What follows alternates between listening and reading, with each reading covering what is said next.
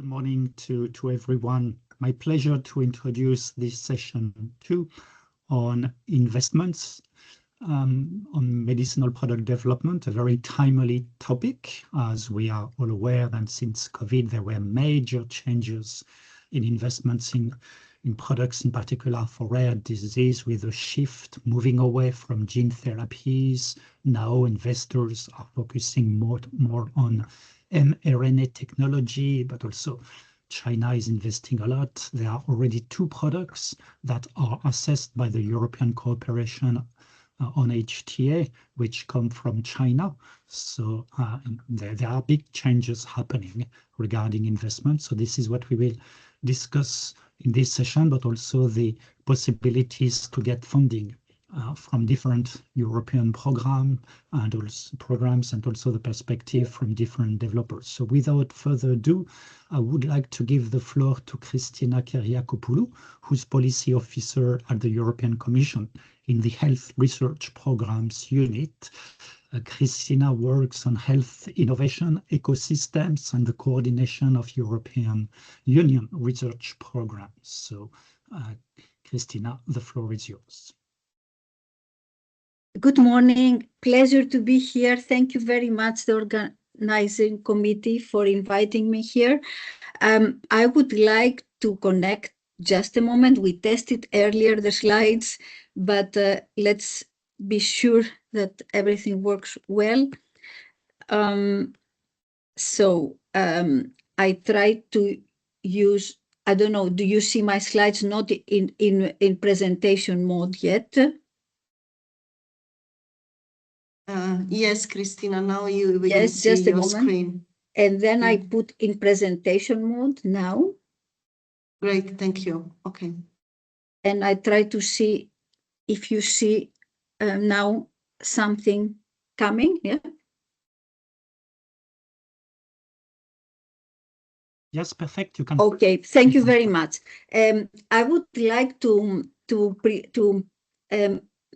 present some basic concepts and basic lessons learned from the EU perspective, taking some examples of the multidisciplinary and collaborative health research, which we follow in our Directorate of Research and Innovation, in our unit in health innovations and ecosystems, and personally, me and my colleagues, we are working in the developing of health research collaborative programs, also the framework programs and the call for topics for relevant areas of health research. And we personally, I follow the rare disease area, but also real world data and AI in health research.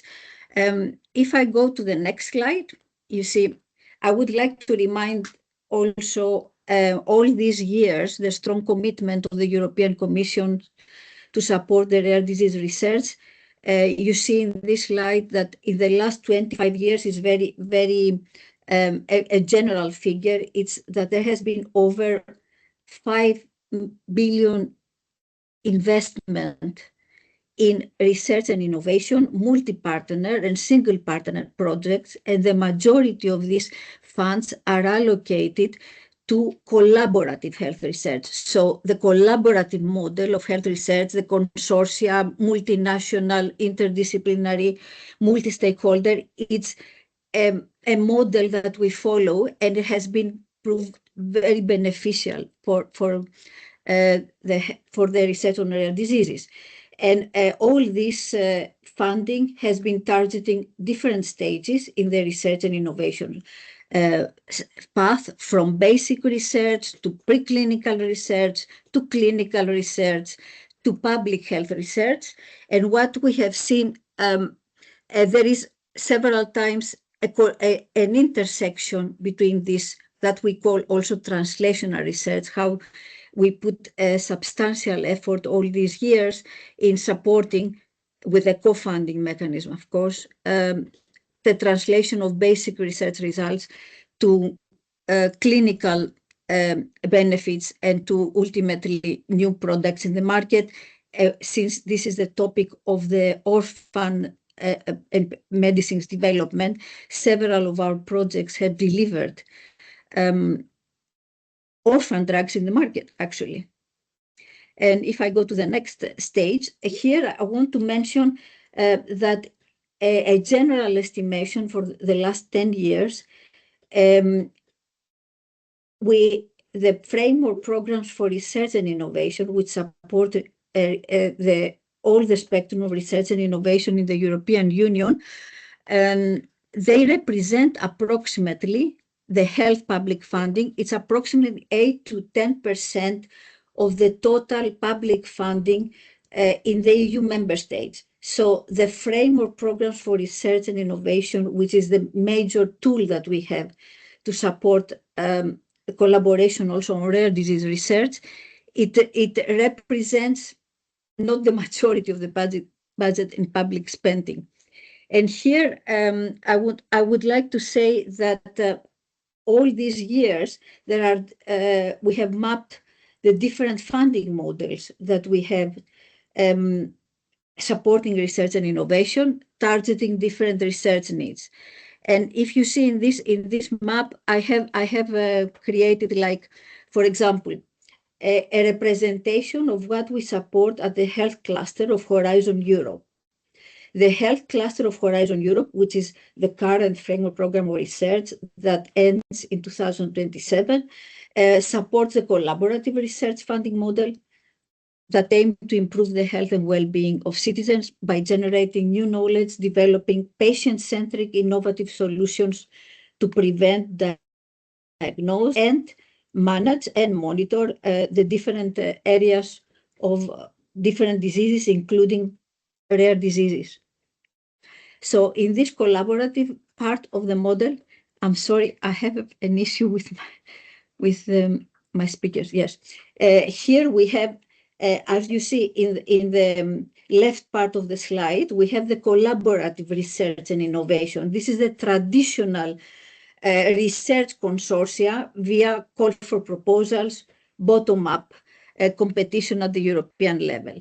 Of course, besides the traditional collaborative projects, we have the so-called strategic partnerships. One type of partnerships is the public-public partnerships with EU member states in the left part of the slide. And here we try to partner and align and coordinate with the member states on rare disease research, also in other priority areas, in order to mobilize additional budget from the majority of the public budget for health research, which stays with the member states. And then we have one example, it's the DERA partnership, for which I will talk a bit later. Another model of collaboration is public-private strategic partnerships between the European Commission and the health industries. For example, several of you have heard the Innovative Health Initiative, which is the successor partnership of the previous year's Innovative Medicines Initiative. Then we have the Cancer Mission, which also supports collaborative projects. And there we have more support for rare cancers. And there we have also several other very well-known programs, for example, the Marie Sklodowska-Curie Actions, which is the European flagship funding program for doctoral and postdoctoral training of researchers, supporting both single type of fellowships, but also training networks for young investigators. And then the very well established and known the European Research Council, which funds frontier research and on the fields based on scientific excellence, bottom-up, mostly supporting single partner projects. And then we have also the European Innovation Council, which has been a substantial new element in the Horizon Europe, the current running framework program for research and innovation, which supports the development and scale-up breakthrough technologies. And there is a substantial financing for startups and small and medium enterprises. And when I go to the next slide, let me see. Yes, here again, I would like to emphasize the collaborative model of health research is a very well-suited model for rare diseases. It brings all the different types of stakeholders, disciplines, and traditionally, this is the European added value and the model that we have supporting in research at the European Union for rare diseases. It has catalyzed all this consortia and collaboration, a long-standing collaboration of relevant actors,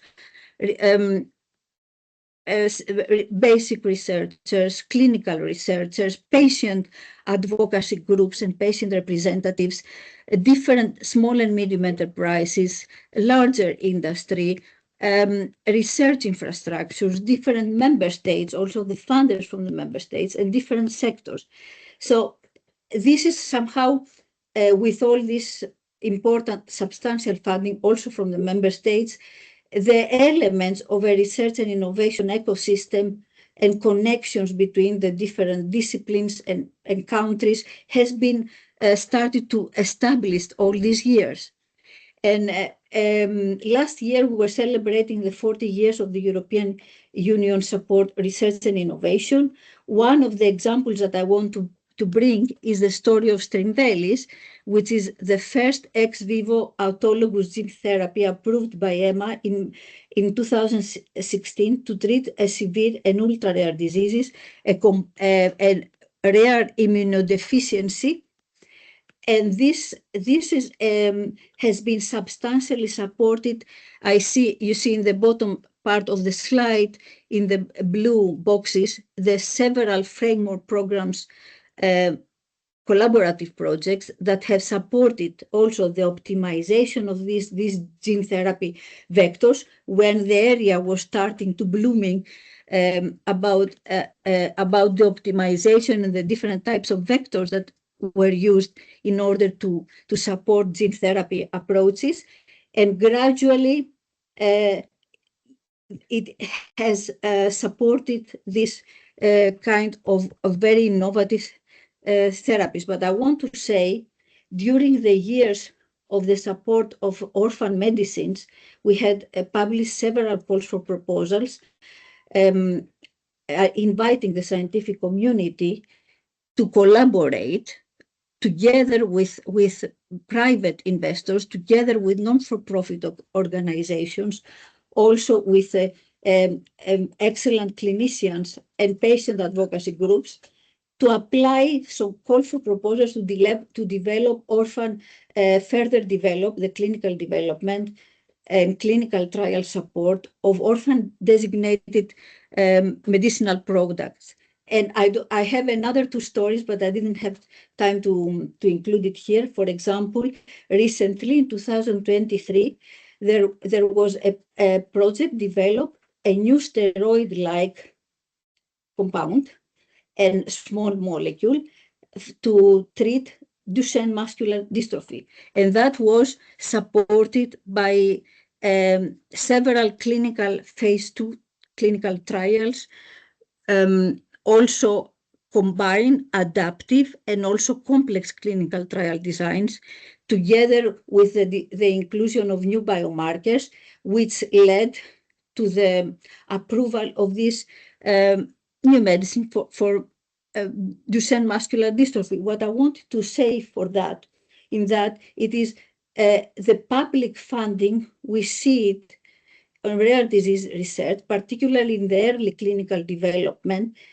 It has an important impact in de-risking the development of orphan medicines and also boosting additional funding from the private sector, which is very important in order to be able to support later stages of clinical development, commercialization, and final market authorization and commercialization. And here I would like to mention that the EU research and innovation activities has been supporting and collaborating with global funders and national funders to coordinate international research funding. And one of the examples that I mentioned, it is the ERDERA partnership sorry, just a moment.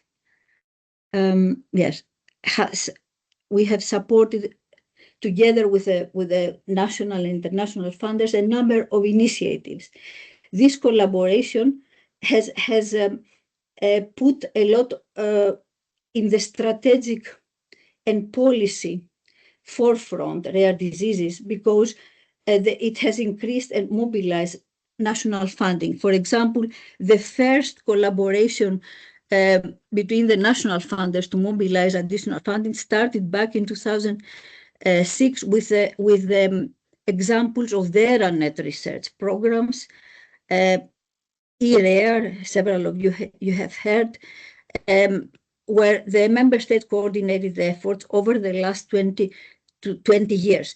Initially, the collaboration with the member states back in 2006 with the ERAR1 started with 8 countries and funding bodies collaborating together, then expanded in 2010 in 13 countries coming together, and then the network of funders grew also from 2014 to 2020 in a larger consortium that consisted of 20 public bodies. So this is an important instrument because it mobilizes additional funding for collaborative health research on rare diseases. This collaboration up to 2014 mobilized additional 110 million for collaborative health projects. Then the very well-known program is the European Joint Program on Rare Diseases, EGPRD, which was launched in 2019 and concluded in 2024, that it was an important milestone in this collaboration across Europe together with the policymakers and research funders that increased the pool of research resources at the national and European level at a larger scale. And in this figure, you see the back in 2011 with the yellow highlighted box, the launch of the International Rare Disease Research Consortium back in 2011.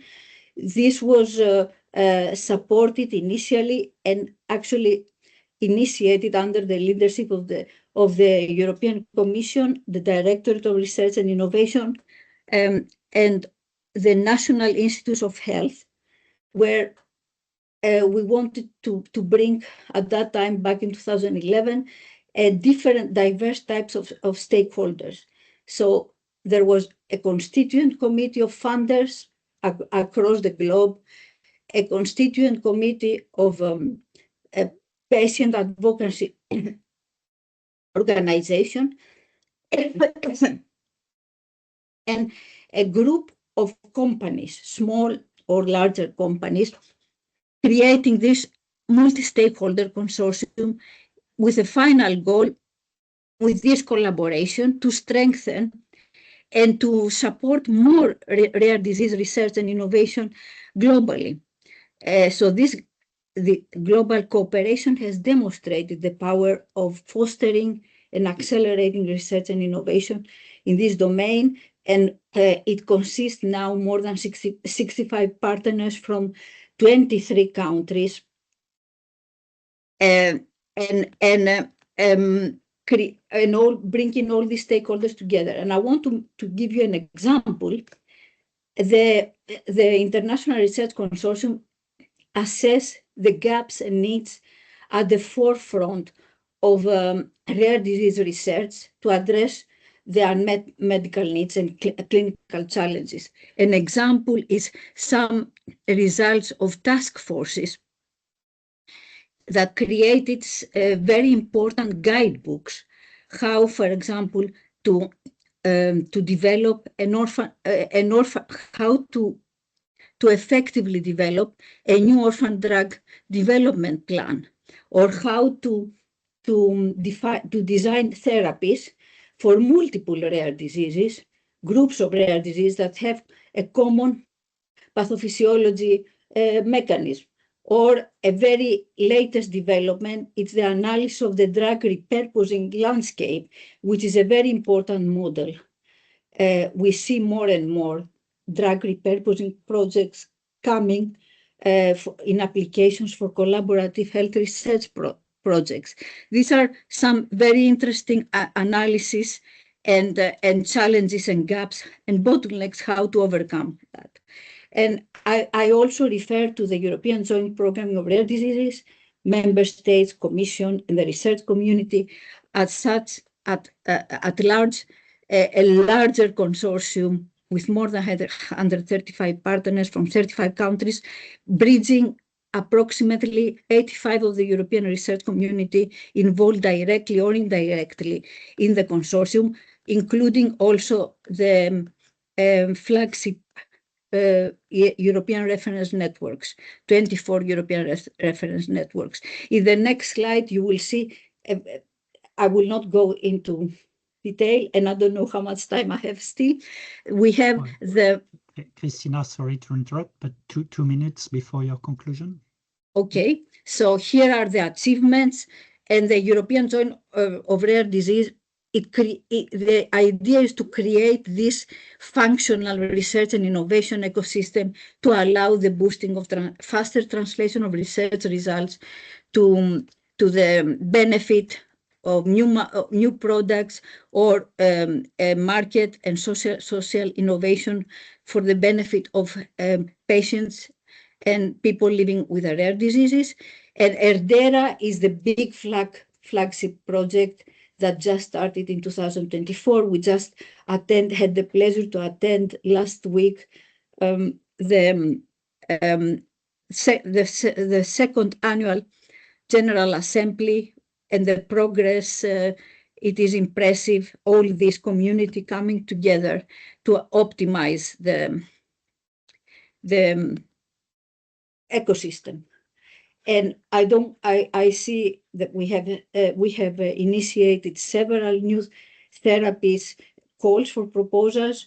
You see here the list of some new projects funded, and the idea of the latest design at the European Union level of the calls is to ask the community to work on groups of rare diseases, because the reductionistic model, one drug for one disease development, since there are huge unmet needs with more than 90% of the rare diseases that do not have a medicine approved, we will not be able to progress very fast. So that's why we think the model of groups working on groups of diseases, both at the preclinical and early clinical development, can boost the development of new orphan medicines. And in these projects, we see very much innovative clinical trial designs, like platform clinical trial, combination of complex designs. That was a very interesting discussion yesterday. This is a trend on rare diseases.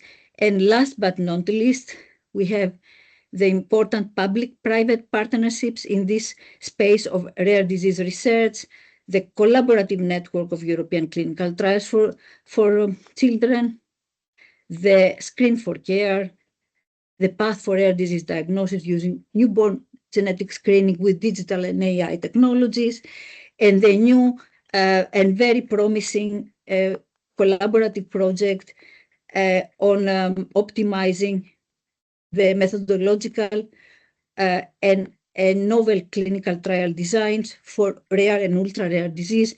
And here Solange will have a lot to say, since she was involved very much from the conception of this project.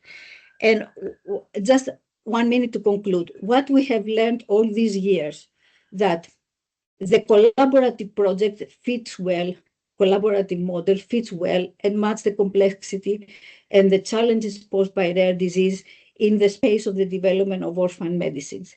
Patient-centric development and address real-world needs in order to succeed to the clinical development, it is a very important element.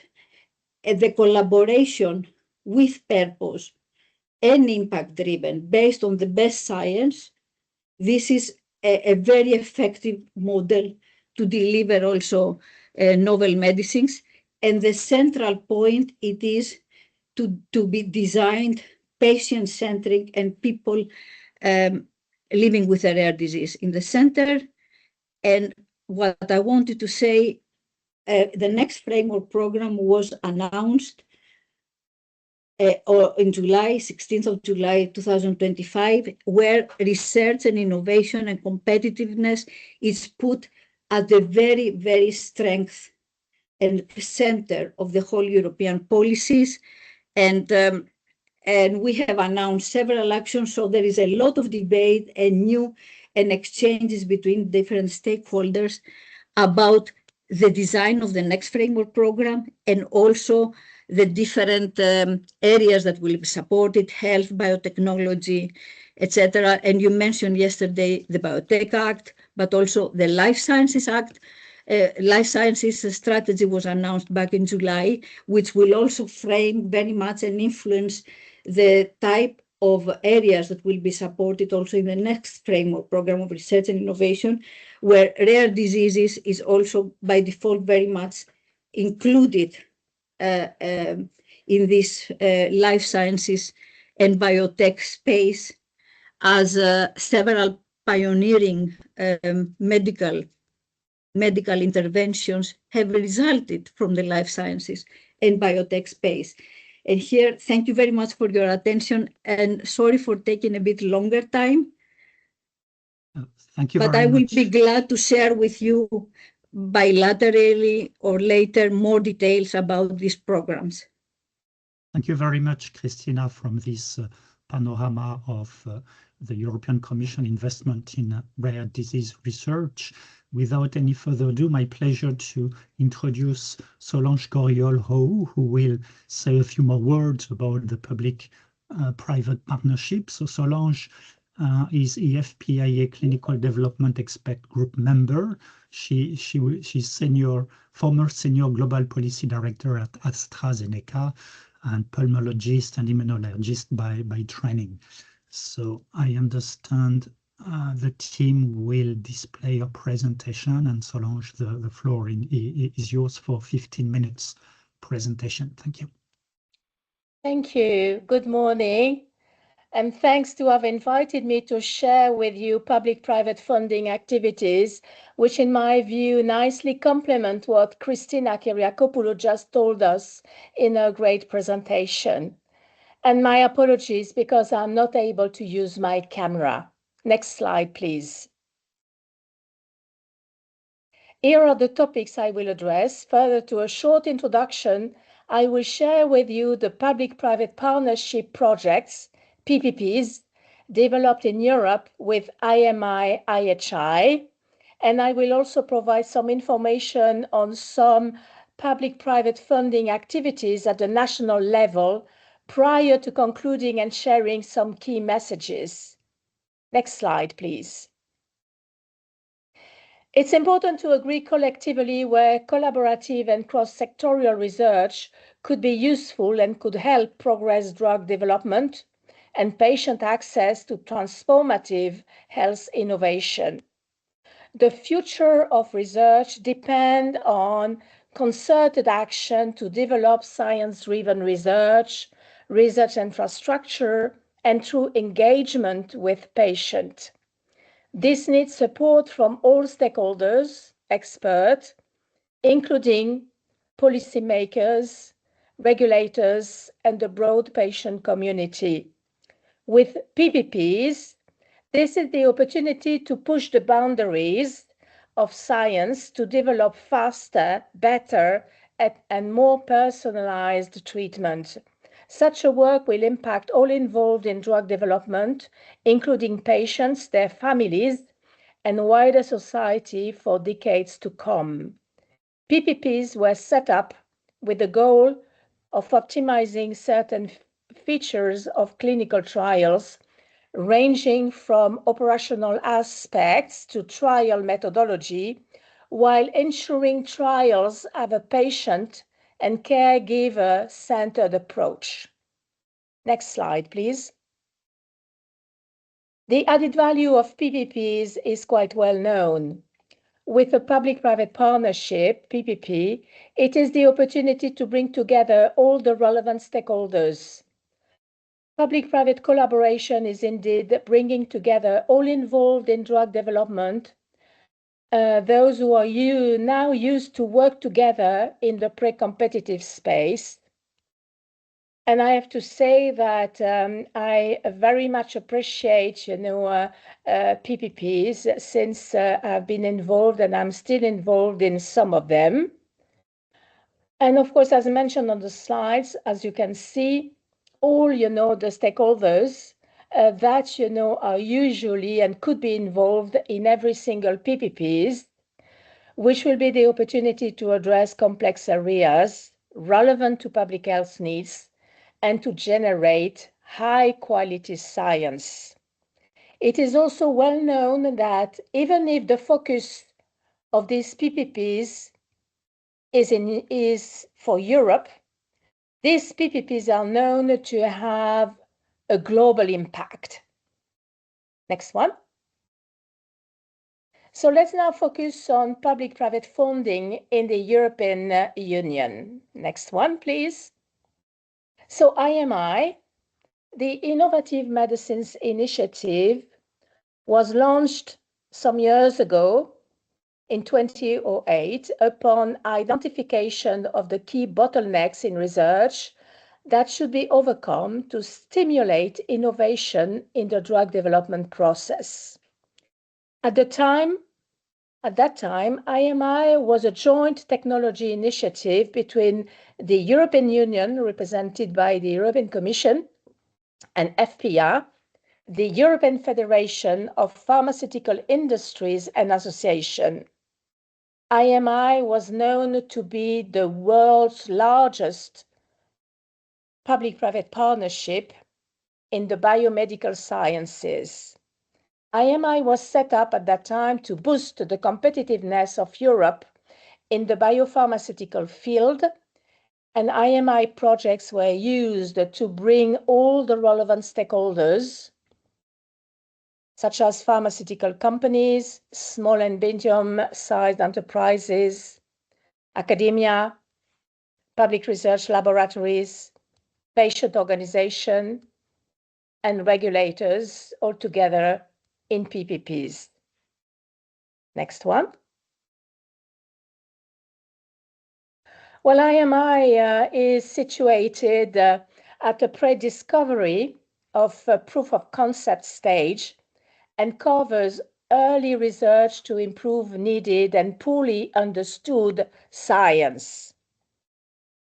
The IMI strategic research agenda, targeting key challenges such as safety and efficacy prediction, knowledge management, education and training, was implemented to enhance the competitiveness of the pharmaceutical sector in Europe for the benefit of patients and scientists.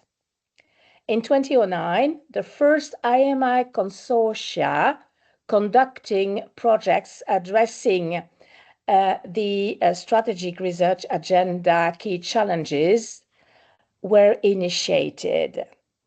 Since then, IMI has already launched more than 49 consortia via 11 competitive calls, and project execution of IMI projects were running until end of 2017. And between 2008 and 2014, the total budget allocated to IMI was 2 billion euros, money equally invested by the European Commission via cash contribution, and also by FPA mainly by in-kind contribution and sometimes by cash contribution. Next one. Well, the project contribution is detailed on this slide. As you can see, 1 billion cash contribution when given by the European Commission means that industry is providing 1 billion in-kind contribution. This is something which is still, in use. Next one. Well, probably you know that at the end of 2021, IMI became IHI, the Innovative Health Initiative. And of course, that was, the opportunity to build on IMI's successes. And of course, IHI is still a European PPP dedicated to advancing health research and innovation. But nowadays, working across a broader range of sectors with new partners and an updated governance structure. IHI is indeed bringing in new founding members from the medtech, digital transformation industry, and the imaging digital medical instrument procedures. As you can see on the slide, in addition to FPR, there are some others now, such as Corriol, Europa Bio, MedTech Europe, and Vaccines Europe. But meanwhile, IMI PPPs are kept and supported. Well, for example, I could mention IMI Trials at Home, which was, recently terminated, and some months ago as well. That was the same for IMI Mobilize D, but they were still, moving forward, despite, IMI was replaced by IHI. And the total budget for IHI for the period 2021 to 2027 is 2.4 billion. Next one, please. The IHI will focus on cross-sectoral approaches to facilitate the creation of new products and services to prevent, intercept, diagnose, treat, and manage diseases and foster recovery more efficiently. Its goal is to lay down foundations for the development of safer and more effective healthcare products or solutions that respond to unmet public health needs and that can be implemented into healthcare systems.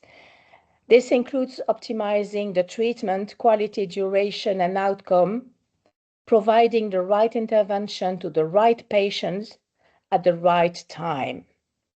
The Strategic Research and Innovation Agenda, drafted in June 2021, detailed the areas IHI should work on and guides IHI's decision on core topics. Next one. As contribution to regulatory science, IHI fosters the development of novel methodologies that may have an influence on the regulatory decision-making and are contributing to advance regulatory science. Such tools and methods may be biomarkers, endpoints, clinical outcome assessment tool, or patient-reported tools, modeling tools, which will facilitate clinical trial design, patient stratification preclinical tools, such as safety biomarker, models to facilitate early go-no-go decision standards. Next one. It is also quite important and useful to consider, in addition to the IHI Strategic Research and Innovation Agenda, which project could be proposed to IHI, knowing it will be important to identify from the right beginning what will be the project objectives and its deliverables, and which public partners could be expected to join. It is also quite useful in this situation to use the IMI IHI guide for applicants and project consortia on regulatory consideration for IMI IHI projects. This guide is designed and quite useful and is designed to raise awareness of applicants and project consortia on a regulatory aspect to be considered when preparing a proposal and of course during the project implementation.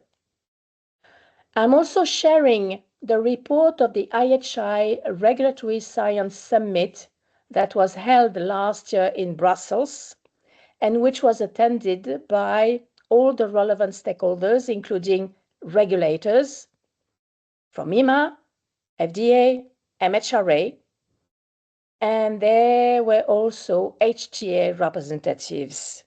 So it was quite a good discussion. And in the end, it was quite clear that pediatrics is an area where more public-private collaborative projects and possibly an integrated program, would be needed. So with that said, let's move to the following slide, please. So Solange, sorry to interrupt, but 2 minutes before your conclusion. Thank you. Okay, so I will do my best to be quicker. So with this slide, I'm sharing with you what what has been done, as a result of some IMI projects. And if I'm sharing this, you could, of course, look at this registered webinar that were organized by IMI. So the first one is on... E niente, sta all'università, sente... Okay, so the first one was on what was the impact of IMI on pediatric drug development. The second one, among others, was, and as mentioned here on this slide, what was the impact on advancing clinical and research and development. And also, it's quite interesting to see what the IMI-IHI contribution to regulatory science has, provided. So as you can see, the number of projects, IMI-IHI projects, and what was, the result of the work done. So, for example, as a result of, for example, PROACTIVE, which was the opportunity to develop and qualify a patient-reported outcome for patients with COPD. There was also another important one, PREFER. I guess you know this project, knowing not only there was, a qualification at the end of this project, but, later, as a follow-up to this, the topic patient preference has reached ICH, where currently the ICH E22 expert work group is drafting a guideline on general consideration for patient preference studies. So this is quite interesting, while, for some other projects, such as Mobilize-D, we haven't had, the time to complete, all the work. And this is why, further to two qualification advice with the EMA, we received 2 letters of support, but so far, qualification of a digital mobility outcome, has not yet been finalized, despite, the interaction we had with EMA and also with the FDA. Next one. So let me share with you among, some of the PPPs, IMI-IHI PPPs of interest for rare diseases, that could be, of value when developing a product for rare diseases, 42 PPPs. Among them, 5 are or were focusing on rare diseases, and you have them, here on mentioned on the slide. Realize-D was mentioned by Christina. StopFop is quite interesting since this is the opportunity, to use an oncology products and to see whether, it could be used for a patient with rare diseases. So in a way, it's drug repurposing. So with that said, let's move on quickly, Yes, knowing that I know quickly, next one. I wanted to share with you what is happening at the national level. So for this, I'm sharing here, some public-private funding at the national level, and more specifically, those that are happening in Luxembourg, Norway, and France. So maybe in the interest of time, let's move forward. Quite interesting, project. Again, showing, the value of multi-stakeholder collaboration with a focus on rare diseases, which is, of course, the opportunity not only to improve access to rare disease diagnostic, to try to strengthen healthcare pathway, and of course to raise awareness of rare diseases among the general population and professional, and to promote innovation, digitalization, and research. So let's move on. So another one in Norway, quite interesting. Next one. And the third one, which was initiated in France earlier this year, and which is in fact the fourth national plan for rare diseases. This is also, multi-stakeholder collaboration, knowing this is the opportunity, of course, as it is mentioned on the slide, to focus on 4 strategic axes, which are broken down into 26 objectives and 75 concrete action, knowing that they are also there's also active involvement in other projects, such as ERDIRA. And of course, you remember what Christina said with regard to ERDIRA, and also involvement in Jardin, which aims to amplify the impact of European Reference Network to improve access to timely diagnosis and appropriate treatment of rare disease patient and health professional. Next one. Well, as you know, it's important, to have a good understanding of, what has been done, what is ongoing, because it's important to connect the dots. And here, as you can see, all, the important activities and PPPs that, will be, of course, used not only as part of ERDIRA, but also as part of REAL-ISD, knowing that, of course, as it was mentioned by Christina Kyriakopoulou, 11 Horizon Europe projects were established by the European Commission. Quite a number of them, are very much, important, such as INVANCE and ERANET. Next one. This is my, of course, conclusion. As you've seen, and of course, this is something quite well known, multi-stakeholder collaboration is key.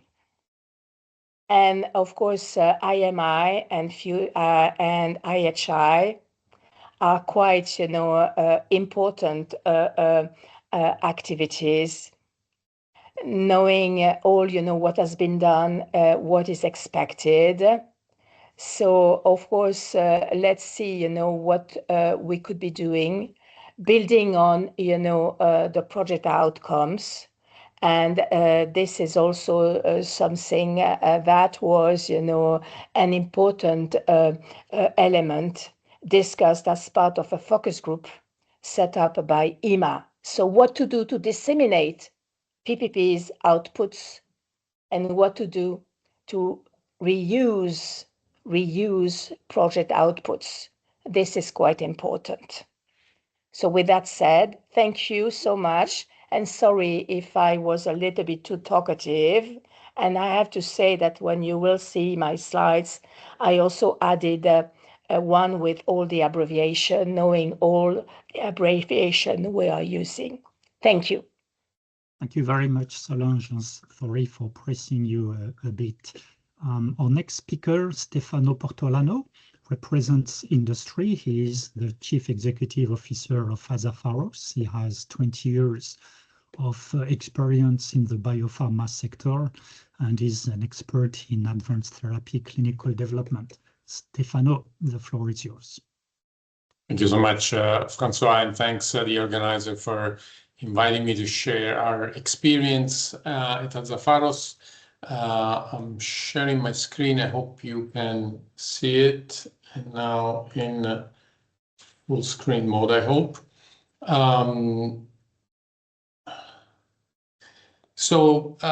Today, what I want to cover in the next 15 minutes is, first of all, give you a sense of the investment landscape for rare diseases. We've heard now public investments and public-private partnerships.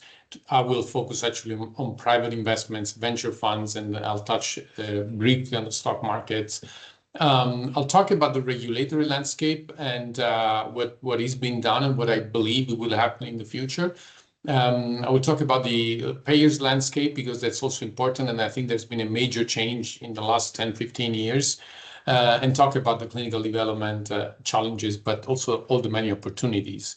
I will use examples from Azafaros in my presentation to make some general points, so not because anything specific about what we did, also to share our first-hand experience, very recent experience.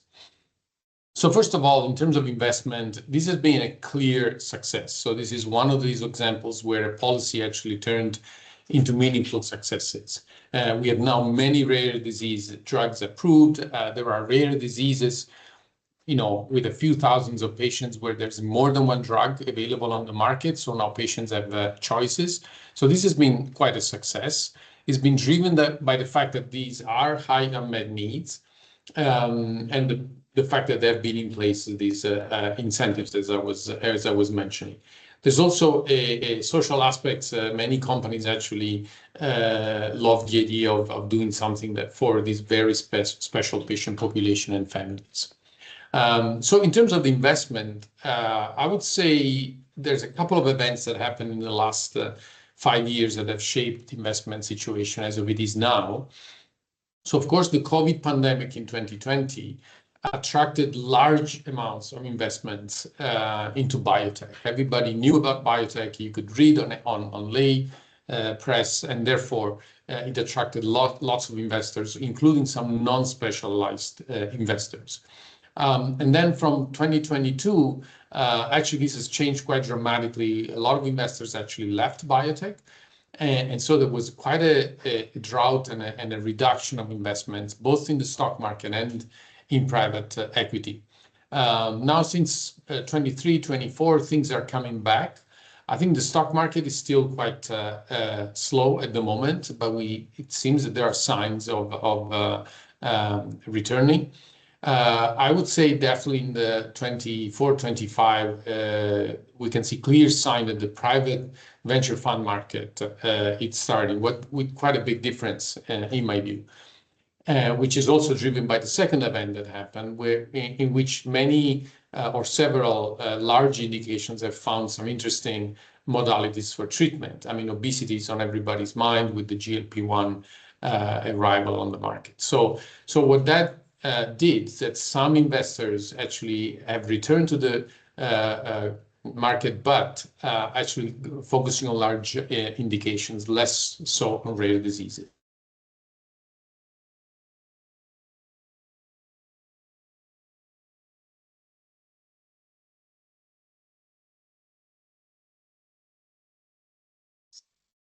Stefano, are you still connected?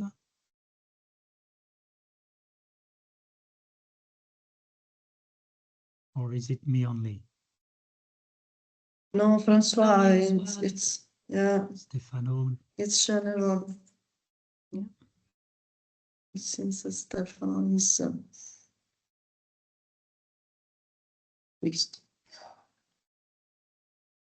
Oh, I remember that something similar happened yesterday with Donato. Yeah.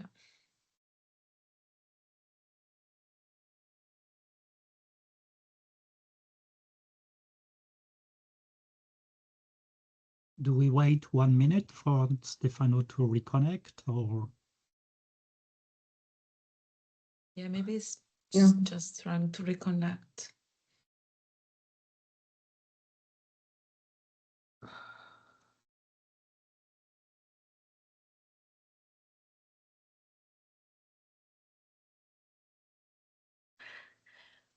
Yeah, she is here. It seems that François is reconnecting.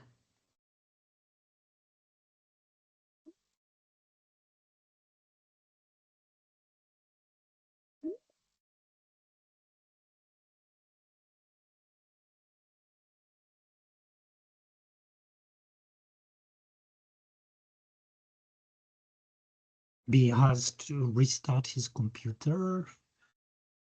I hope it won't take too long. Mm.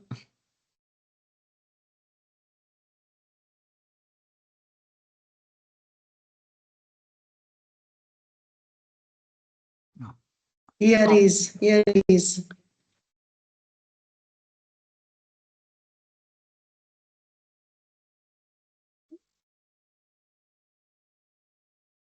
Welcome back, Oh, Stefano. you're on mute.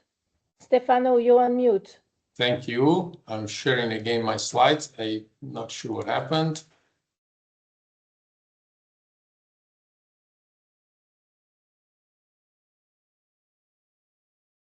I don't know if it was okay. So you see my slide? Yes, thank you. Good. Investment in rare diseases, correct? So that's what you're viewing. Perfect. Yeah. So I'll go through this slide now quickly because we lost a few minutes. But what I wanted to say is that with the COVID pandemic, a large amount of investments came to the biotech. And then in 2022, actually, a lot of investors left the biotech. And so there was quite a reduction in investments in biotech and specifically in rare diseases. I would say from the stock market perspective, things are still quite slow. But from a private investment, so venture funds, actually, there's been quite a return in 2024 and 2025. I would say that with this return, you have a bit of a split. You have a number of venture funds that are now willing to invest more in large indications. And I think the advent of for example, GLP-1s in obesity has attracted quite a large amount of money in that direction. But you still have quite a few venture funds that understand rare diseases and are willing to invest in rare diseases. So this is actually the good news. I would say this has now been quite selective, i.e. there are fewer companies being invested, but perhaps with larger rounds. And again, I'll give you an example in a second. And the other important thing is that Europe is playing quite a meaningful role. While US used to be really playing an outsized role in investments, Europe is now quite important. And so to give a concrete example, we at Azafaros were able to raise this year a larger round of 132 million euros. And I'm quite proud of this. So if you can sense that, that's true. But I want to again give you some general sense. So first of all, what we are working on. So the fund was actually provided to study GM1 and GM2 gangliosidosis and Niemann-Pick C disease. You see here very high level. These are, first of all, pediatric, mostly diseases. There are also some adults and infantile, but mostly these affect pediatric populations.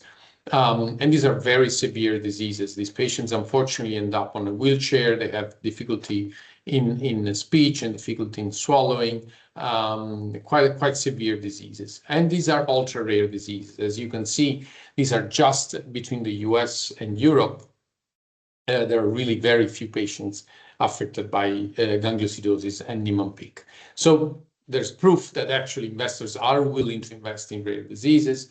The other point I want to make on this is that our round was entirely made of European funds.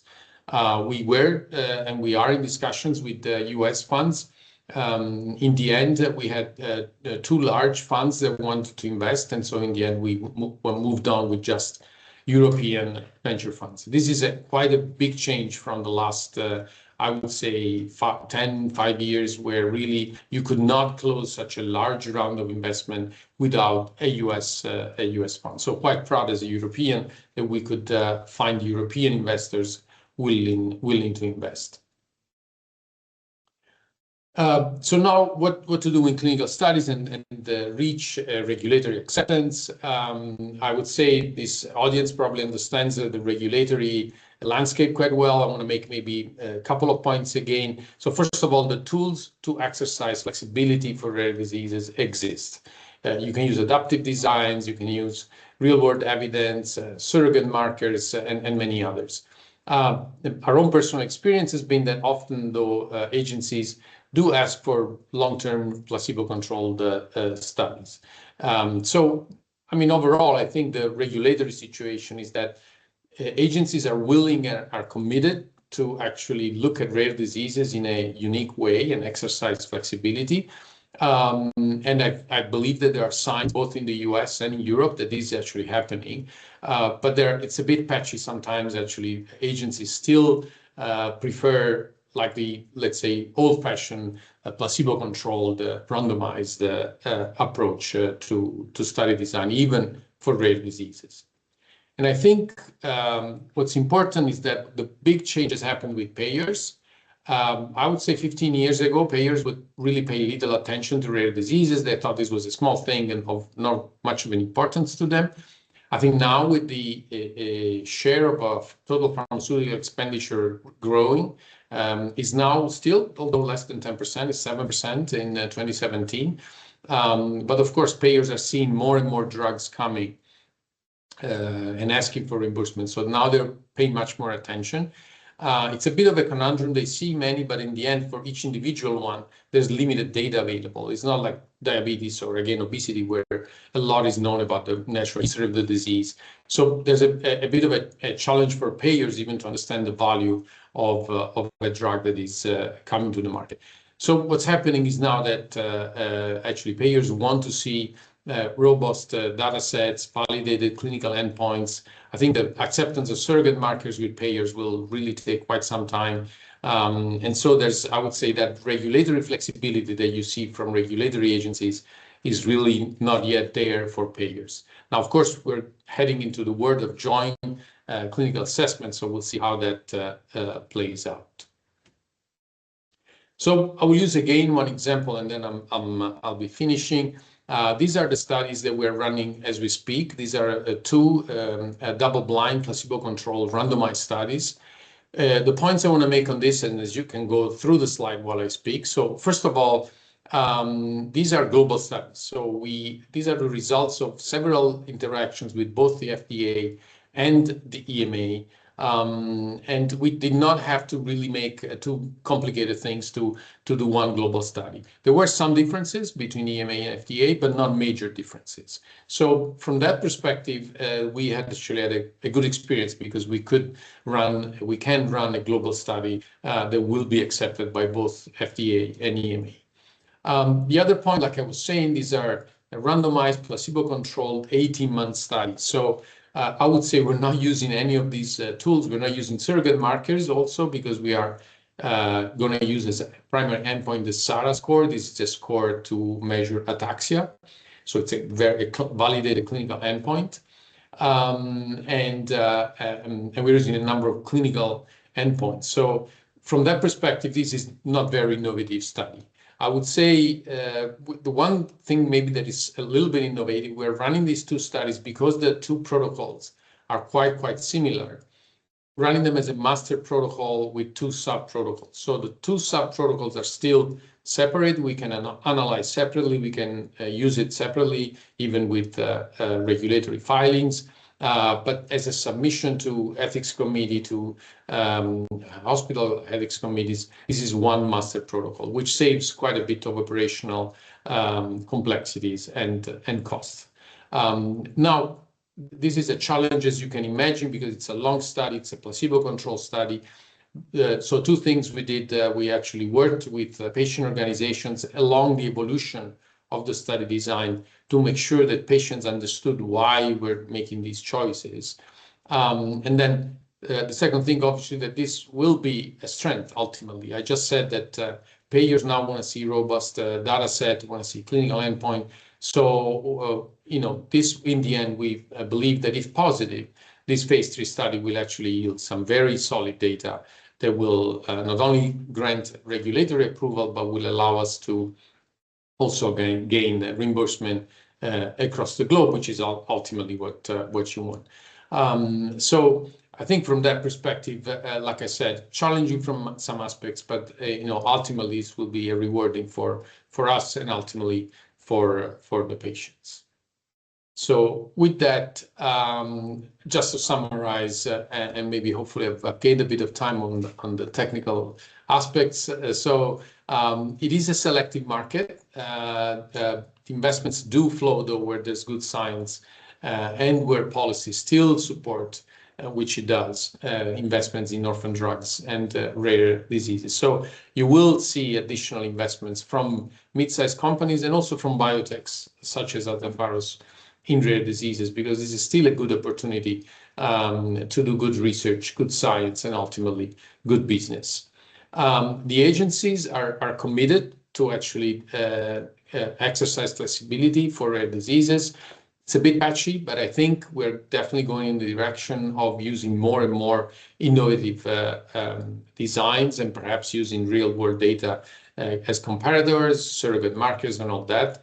I think this will be a little bit more difficult with payers. I think payers will need more convincing to accept a certain kind of different approaches for research. They still want to see the typical clinical validated endpoint on a long-term study.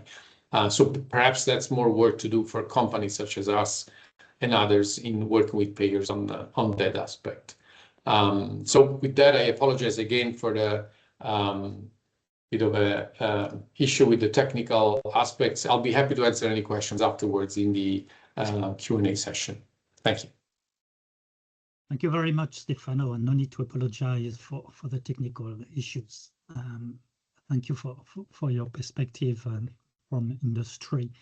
And our next speaker for this session is Lucia Ruggieri, who will also explain from more perspective of a non-profit research organization. Lucia is a senior researcher at the Fondazione for the Farmacological Research, Gianni, Benzi, onlus, and she's an expert in pediatric research and medicine development. So Lucia, the floor is yours. Thanks a lot.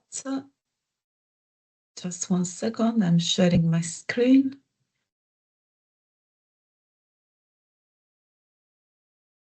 Can you see my slides? Yes, thank you. Okay, I will start presenting. So thanks a lot for the introduction. Just few minutes to present a couple of examples, mainly dealing with pediatric fields when the promoter of the drug development program is a not-for-profit entity. So basically, just some key points. I think we can all agree that not-for-profit medicines development are essential, especially from some critical areas where economic interest is very, very little. For example, neglected or poverty-related disease, gene therapies or advanced therapies, orphan medicines, pediatric medicines, and repurposed medicine. And these two case study will touch different areas. So they will be mainly pediatric medicines, but we will see also example of some orphan medicine and repurposing, because of course these themes are quite connected.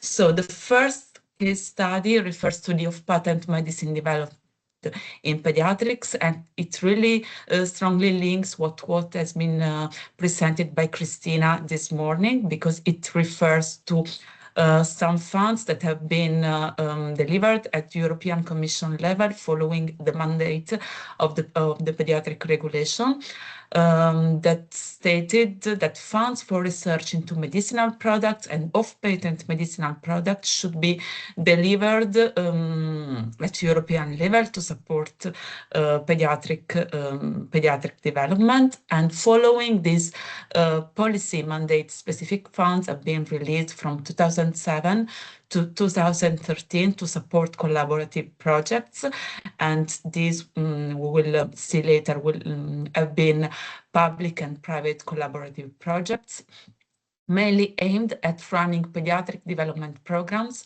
for some of the medicines that have been prioritized at the EMEA level.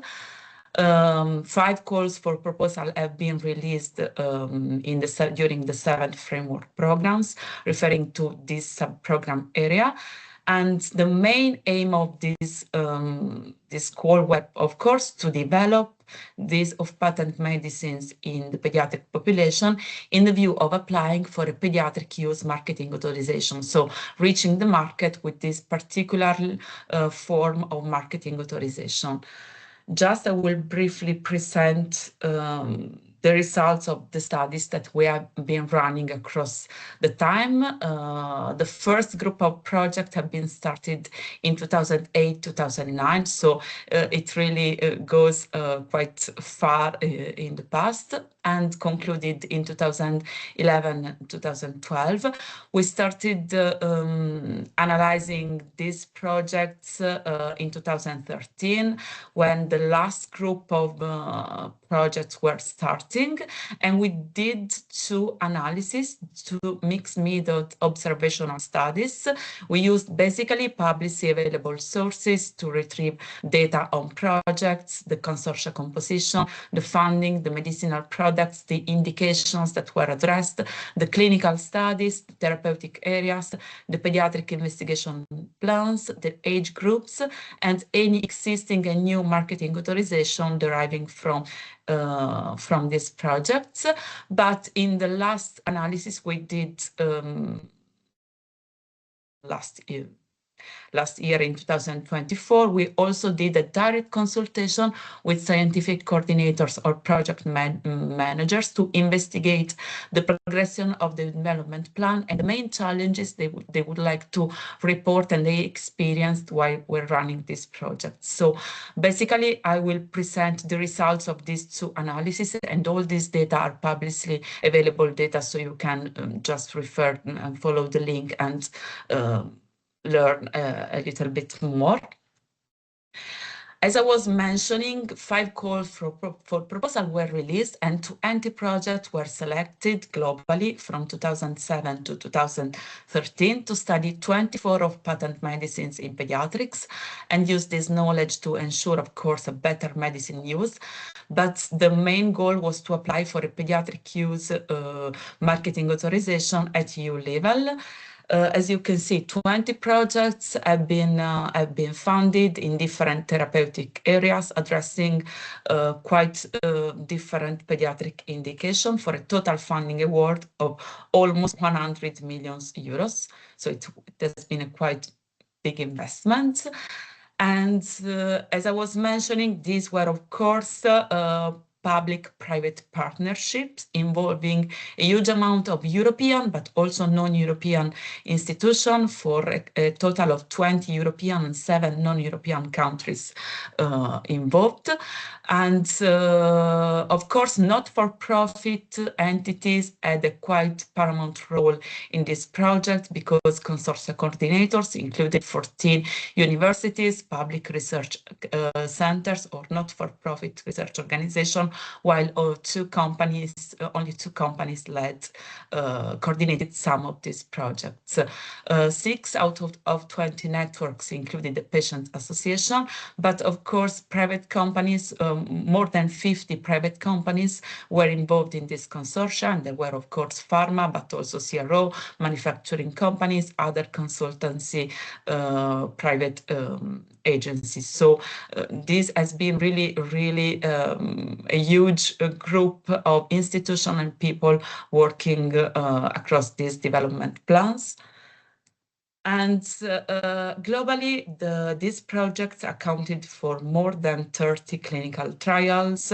But a very relevant point I would like to highlight on this, also innovative study design were adopted with modeling, simulation, and extrapolation, and these were started in 2007, 2008. So it's really it is really a quite long-term experience. There have been pharmacovigilance sub-studies, and beside the institutions that were formally involved as partner, almost 400 investigational sites in Europe and non-Europe countries were involved to run these studies. So this has been really a quite relevant experience for the pediatric setting. And more than 7,000 pediatric patients of all age subgroups were planned to be enrolled in clinical trials. There has been also a quite relevant focus on neonatal conditions that were specifically addressed by 7 projects, and 3 out of the 24 development plans intended to study pediatric-only diseases, of course, all including neonatal populations. So this has been also a relevant achievement in the fields of unmet medical needs in pediatrics. So moving to what has happened when all the projects have been concluded. So we did this analysis 1 year ago, and we were thinking, okay, the last projects were started in 2013 and were formally concluded between 2018 2020. So we were thinking it was maybe too late to reevaluate these projects, but at the end we realized that after all these years, 3 new PUMAs, 3 projects got new PUMAs granting indication for all pediatric ages, but this really took time because, as you can see here, some of the PAP have been concluded just in 2021, and the PUMA were granted in 2023, 2024. So this was really a long journey. Not all the projects were able to include the results of their studies in a pediatric use marketing authorization, but we can say that these 3 new PUMAs that have been granted as results of this partnership represent 1/3 out of the total PUMAs granted at European level. So this is a quite relevant achievement from this initiative. And we can also say that besides these quite tangible results, so the PUMA, there have been additional, other additional results. First of all, from an analysis, we realized that repurposing was strongly considered and included in all these projects, with new condition proposed for 8 active substances, 16 extension of existing indication to broader pediatric population, and 18 plans that includes the development of new age-appropriate formulation. But beside this, all the projects that did not result in a PUMA, they somehow brought new data on medicines used, because there have been some updates on clinical guidelines, some survey across healthcare professionals, scientific publications, and other really relevant achievements beside this. So what we did as additional analysis last year, we consulted project coordinator with an online survey that had been run in May and June last year.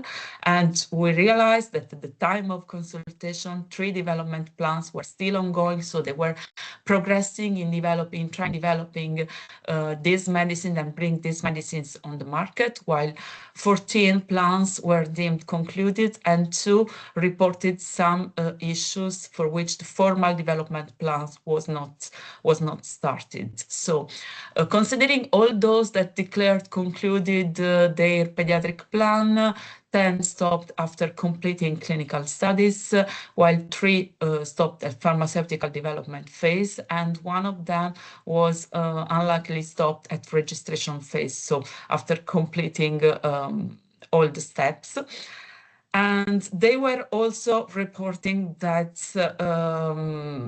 their development plans strongly were impacted by the high request of modifications to agreed PIPs that was necessary to proceed with a PUMA, but then at the end they really impacted on the timelines and the correct progression of the plan. And then, while asking what has been the main challenges you have experienced, the most frequently reported were budgeting and the long regulatory and ethics approval process for pediatric trials. You can see here all the answers that have been provided, but surprisingly, purely scientific issues were not reported. So all the aspects were referred to scientific items, but together with some management and organizational issues. So we asked further to those that provided feedback on the challenges, and we grouped the answer into 4 main items. So the first one concerned budgeting, timelines, and logistics, and they were reporting that resources, unfortunately, were insufficient to meet the extended timelines and the complexity that were required, of course, to properly handle this project and to properly develop data. And the involved small and medium enterprises reported financial difficulties, so this impacted on the good working of the consortium, and no additional resources were foreseen when new studies were added, and this links to the requirement that had been posed at regulatory level, because as I was mentioning before, to reach the PUMA, so to reach this marketing authorization, it was needed to apply for a PIP. And in some of the cases, the impact from the request of the EMA PDCO was deemed high. So it was challenging to reorganize the plan and the whole project activities to face this request. But of course, this is at least what has been reported by coordinators. So it is their direct experience. And in some other cases, scientific advice procedures have been added additional evidence that's added further complexity. Another quite relevant issue was the ethical and regulatory procedure for clinical trial application. As I was mentioning before, most of the projects involved a very extensive partnerships in terms of countries, so multi-center, multinational clinical trials required approval from different ethics committee and competent authorities, and this really increased complexities and timelines. And while involving extra-European countries, there have been reported a poor application of standardized regulatory requirements, so this again added complexity. And while handling the ethical and regulatory process in a multicultural scenario, it has been extremely challenging. And on the other side, they were reporting that towards all this effort and to face all these challenges, the poor attractiveness of the PUMA scheme, so the incentives related to this marketing authorization were really insufficient to reward the development costs. And some of the coordinators reported that even in the case they would have been successful and get a PUMA, the competition on the market would have been high, and it was not sufficient to face the development effort they encountered. And others were reporting that national authorities responsible for pricing and reimbursement procedure did not properly acknowledge the incurred costs. So they did not properly acknowledge the complexity they faced in this development program. Of course, these were the main challenges that were reported by those directly experiencing and responsible of proper completion of these plans. And sorry to interrupt, Lucia, but it's time to conclude. Thank you. Yes, I will just present a couple of highlights from another experience, that is the HMI EMEA pilot program for medicines repurposing. In this case, we are participating as applicant to this initiative. This initiative was mainly aimed at providing regulatory support to a guided and free scientific advice, but not by not-for-profit organization and academia, intended to basically repurposing of patent medicines for a high unmet medical need. So I will not go into all details of these steps, but you can find all results here. There have been quite high interest on this. 40 applications have been submitted, 9 projects have been selected. Unfortunately, none of these were specifically focused on pediatrics, so we have not been selected to proceed on this. But you can see here some general information. I will just focus on a couple of results. Most of application and selected projects addressed a rare disease, with only few orphan drug designations submitted. So again, this project was really of interest for the field of rare diseases. And concerning the interaction with marketing authorization holder, applicants reported that this was really challenging, with no discussion or no interest from marketing authorization holder to support the development and the repurposing of these projects.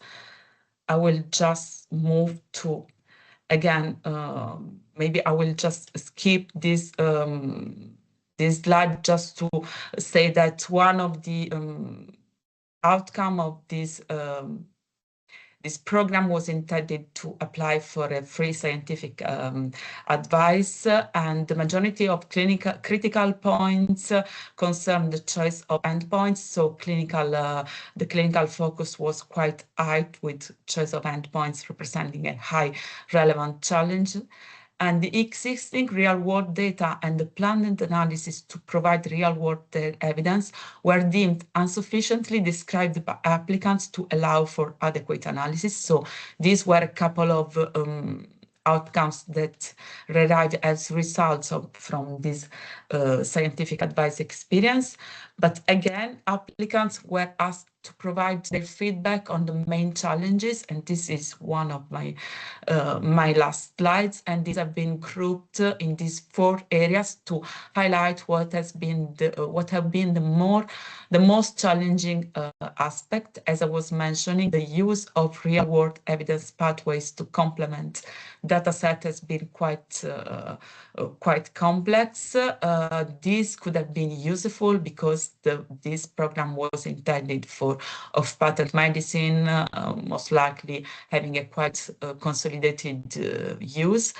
And so medicines were, in most of cases, already used off-label, but this was not feasible due to the limited care setting covered by database accessible at EMEA level.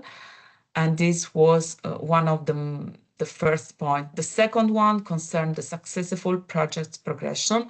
So to date, it's still early to understand if this project would be successful in getting this new indication approved, but there has been so far a limited uptake with only new indication on label, and on the other sides, we have to say that most of these projects and these development plans are still ongoing. With the third critical area concerned engagement from marketing authorization holder, as I was showing before, applicants reported that there has been no feedback and no interest from contacted holder to support the plan. So, and on the other side, they were claiming that there has been no support by promoting agencies to involve marketing authorization holder in the projects. On the other side, they were also looking for some funding from holders to proceed with the plans, or in other cases, availability of the drug for prospective studies, but they were complaining that there has been no feedback or no interest. So they were quite it was quite challenging for them to proceed with these plans in case no engagement of marketing authorization holder or no further resources were available. And I will move to the last item. They were reporting that beside the regulatory support, they would really need funding to proceed with this development plan. And at the current stage, this was really a challenge because they deemed difficult to secure enough funding to proceed. And on the other side, we have to say that these were all not-for-profit entities, so academia or healthcare professionals working in hospitals that apply for this program. So they were complaining for complex administrative and regulatory processes. So at the end, what could be the final, I would say, message from these two initiatives? That, of course, medicine development programs led by not-for-profit bodies are essential, scientifically sounded and ethical, because they of course, address unmet medical needs with a quite high scientific, methodological, and regulatory standards. But on the other side, to reach a proper conclusion of all this plan, it is needed to coordinate the efforts and to have a joint support from the regulatory perspective, the funding perspective, and the legislative framework and policy. And just to highlight, I'm just presenting these results that have been the results that we have been analyzing so far, but we have, of course, identified further areas for investigations on this area that could include the analysis on how the research and development costs have been impacted, the pricing structure of the final product, the further investments on R&D programs from those that have received the marketing authorization, the health and technology assessment process, and last but not least, how these medicines really goes on the market and how a timely and uniform access for patients is granted. So I'm just concluding the last 20 seconds. Here you can find all the references of the work that have been presented here. So for any further reading, I would like just to thank all the co-authors of this work, particularly Silvia, who shared with me the last analysis we did in 2024, Viviana Giannuzzi and Adriana Ceci that oversaw the whole work throughout the years, all the FGB team that has led this analysis, and all the reference persons that have been so kind in answering to the survey and providing their feedback with a quite high interest. Last but not least, I would like to thank for the attention and time. And sorry. Thank you very much, Lucia, and thank you to all the speakers.